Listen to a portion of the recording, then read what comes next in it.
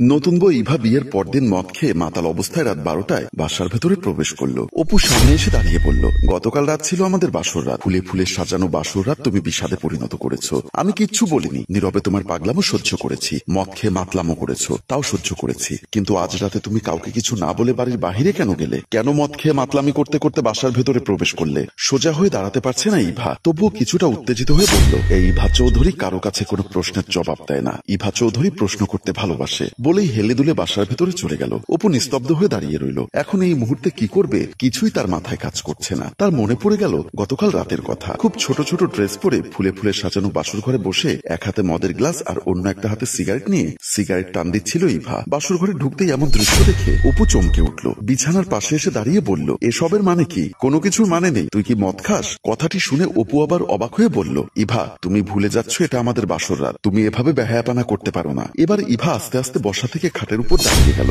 কিছুটা রাগান্বিত হয়ে বলল, আমি কেমন বেহায়াপনা করেছি? আমি কি উলঙ্গ? আমার শরীরে কি কাপড় চোপড় নেই? নাকি আমি উল্টোপাল্টা ভাবে নাচ গান করছি? তুমি এখন যেটা করছো সেটাকেই বেহায়াপনা বলে। এসো দুজন মিলে একটু লাল পানি খাই। আমি এসব ছাইপাশ খাই না। না খেলে রুম থেকে বের হয়ে যা। আমি সারা রাত খাবো। অনেক উল্টাপাল্টা করেছো। হাত মুখ ধুয়ে এসো। তোমার সাথে আমার গুরুত্বপূর্ণ কিছু কথা আছে। তোর সাথে আমার কোনো কথা নেই। তুই এই রুম থেকে যাবি না আমি চিৎকার দিব?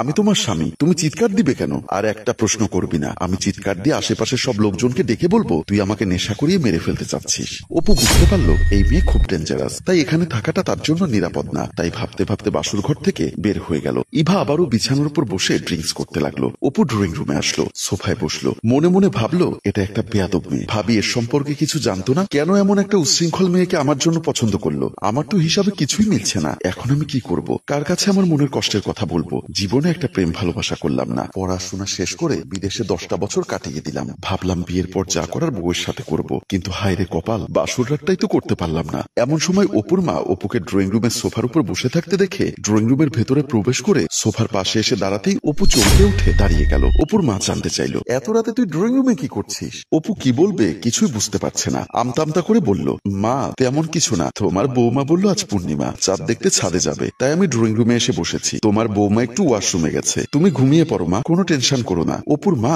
মুচকি একটা হাসি দিয়ে আবার তার রুমের দিকে চলে গেল। অপু যেন হাঁপ ছেড়ে বাঁচল। সারাদিন দরজা বন্ধ করে ঘুমিয়েছে নাকি কি করেছে জানি না। সন্ধ্যার পর কাউকে কিছু না জানিয়ে বাহিরে চলে গেল। এখন রাত প্রায় 1টা বাজে। এখন মদ খেয়ে মাতলামি করে এসে আবার আমার সাথে খারাপ আচরণ করছে। এখন আমি কি করব কিছুই বুঝতে পারছি না। সারাদিন সবাইকে না হয় 9-6 বুঝিয়েছি। এখন যদি কেউ দেখতে পায় ওর এমন অবস্থা তাহলে কি হবে? ভাবতে ভাবতে অপু অস্থির হয়ে উঠল। কি করবে কোনো বুদ্ধি বের করতে পারছে না। হঠাৎ মনে হলো ভাবির কাছে যাই, জিজ্ঞাসা করি কেন ভাবি এমন ক্ষতি আমার করলো। যেই ভাবা সেই কাজ। অপু তার ভাবির রুমের দিকে চলে গেল। অপু তার ভাই ভাবির রুমের সামনে এসে পর্দা ফাঁকা করে ভেতরে তাকাতেই অপু অবাক হয়ে গেল। শুনতে পেল তার ভাই বাবু ও ভাবি প্রিয়াকে বলছে, খেলা তো কেবল শুরু, এবার দেখবে একটু পরে অনেক বড় একটা গন্ডগোল শুরু হয়ে গেছে। প্রিয়া বলল, আমি তোমাকে শুধু শুধু বোকা ভাবতাম, কিন্তু আসলে তোমার মাথায় অনেক বুদ্ধি। তুমি সময় মতো বুদ্ধি বের করে ইভার মতো একটা মেয়ের সাথে ষড়যন্ত্র করে তোমার ভাইয়ের বিয়ে দিয়েছো।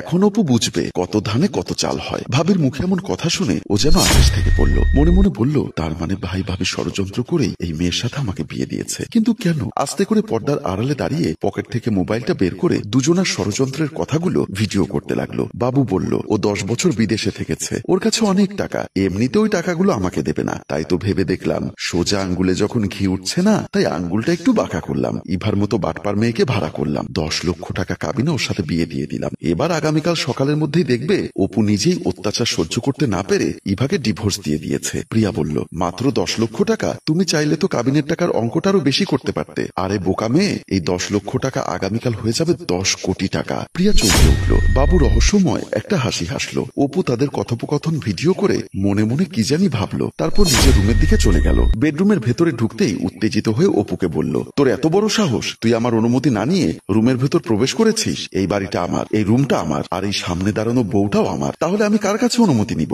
তোকে আমি স্বামী হিসাবে মানি না। আচ্ছা তুমি আমাকে স্বামী হিসাবে কেন মানবে না? বললাম তো, এত কেনর উত্তর আমি দিতে পারবো না। আমি কি দেখতে খারাপ? আমি কি তোমার সাথে বিয়ের পর থেকে খারাপ আচরণ করেছি? তোমাকে মারধর করেছি? তাহলে তুমি আমাকে কেন দেখতে পাচ্ছ না? তুই আমার সাথে কিছুই করিসনি, কিন্তু তোকে আমার ভালো লাগে না। তাহলে বিয়ে করেছো কেন? কারণ আমার অনেক টাকার দরকার। তুই আমাকে ডিভোর্স দিবি, তারপর কাবিনের টাকা দিয়ে আমাকে বিদায় করে দিবি। তোমাকে আমি বিয়ে করেছি, তাহলে ডিভোর্স কেন দিব? কারণ আমি মাতাল, মদ খাই, সিগারেট খাই, রাত বেরাতে বাহিরের ছেলেদের সাথে আড্ডা মারি, অনেকের সাথে বেড শেয়ার করি। তাই তুই আমাকে ডিভোর্স দিবি। আমার সমস্যা নেই, আমি তোমাকে নিয়ে সংসার করব। কি রে, তুই কেমন পুরুষ? আমার এতগুলো অন্যায় দেখার পরও তুই আমার সাথে সংসার সংসার করবি? হ্যাঁ, তুমি যদি পতিতলায়ের পতিতাও হয়ে থাকো তারপরও আমি তোমার সাথে সংসার করব। কথাটি শুনে ইভা অবাক হয়ে অপুর দিকে তাকিয়ে রইল। কি অবাক হয়েছ?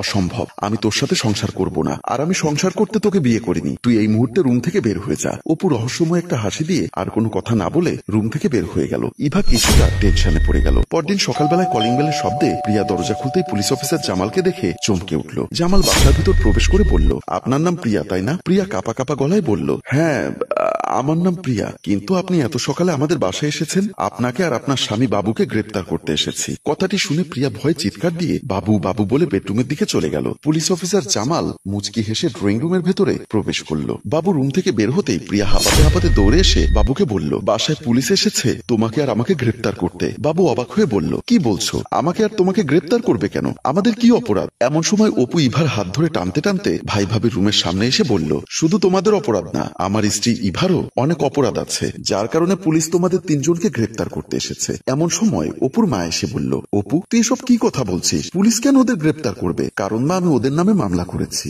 বাবু বলল, তুই ভাই হয়ে ভাইয়ের নামে মামলা করেছিস? কিসের মামলা করেছিস? কিসের মামলা করেছিস সেটা পুলিশ অফিসার ড্রয়িং রুমে বসা, তার কাছে গিয়ে জিজ্ঞাসা কর। ইভা বলল, আমি ঝামেলায় জড়াতে চাইনি, কিন্তু আপনারাই আমাকে ঝামেলায় ফেলেছেন। অপুর মা বলল, আমি তো তোদের কথার কোনো আগাগোড়া কিছুই বুঝতে পারছি না, কিসের ঝামেলা, কিসের মামলা? অপু বলল, ড্রয়িং রুমে চলো, সব বুঝতে পারবে। প্রিয়া বলল, আমার ভয় করছে, আমি যাব না। বাবু বলল, ভয় নেই, আমি আছি, চলো ড্রয়িং রুমে চলো। সবাই ড্রয়িং রুমের দিকে পা বাড়ালো।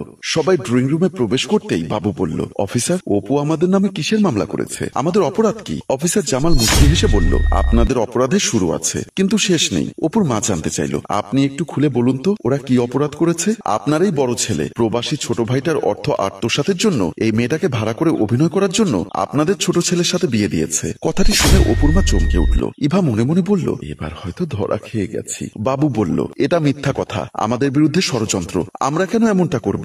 আমরা তোর ভালোর জন্যই ওকে বিয়ে দিয়েছি। অপু তখন পকেট থেকে মোবাইলটা বের করে সবার সামনে গতকালকে ভিডিও প্লে করলো। অপুর মা চমকে উঠল, ভিডিওর কথাগুলো শুনতে লাগলো। ভিডিও শেষ না হতে প্রিয়া কান্না করতে করতে বলল, আমার কোনো দোষ নেই, সব দোষ বাবুর। বাবু ষড়যন্ত্র করে অপুর টাকা আত্মসাৎ করতে চেয়েছে। বাবুর মা বাবুর গালে কষে চর বসিয়ে দিয়ে বলল, আমার ভাবতেও ঘেন্না লাগছে, তুই আপন ভাই হয়ে তোর ভাইয়ের সাথে এত বড় প্রতারণা করতে পারলি। ইভা বলল, আমারও কোনো দোষ নেই, আমি তো তাকে বিয়ে করেছি, এখন আমি তার সংসার করব। অপু এবার মোবাইল থেকে একটা অডিও বের করে প্লে করলো। সবাই গতকাল ইভার ব্যবহারের কথাগুলো শুনতে লাগলো, চমকে উঠলো। বুঝতে পারলো অপু গতকাল রাতে সব কথা রেকর্ড করেছে। কাদো কাদো গলায় বলল, আমি আসলে তাদের কথায় আপনাকে বিয়ে করতে রাজি হয়েছি, যা কিছু করেছি ওনাদের কথা মতোই করেছি। পুলিশ অফিসার জামাল বলল, আমার জীবনে আমি অনেক খারাপ মানুষ দেখেছি, কিন্তু বাবু ও প্রিয়া আপনাদের মতো খারাপ মানুষ আমি দেখিনি। এবার চলুন কিছুদিন জেলের ভাত খেয়ে আসবেন। সবাই দুহাত জোর করে অনুনয় বিনয় করে ক্ষমা চাইতে লাগলো। প্রিয় ভিউয়ার্স, আপনাদের কি মনে হয় অপু কি তার ভাই ভাবিকে ক্ষমা করে দিবে? অবশ্যই কমেন্ট করে জানিয়ে দিন। আর গল্পটি ভালো লাগলে লাইক, কমেন্টস ও শেয়ার করুন।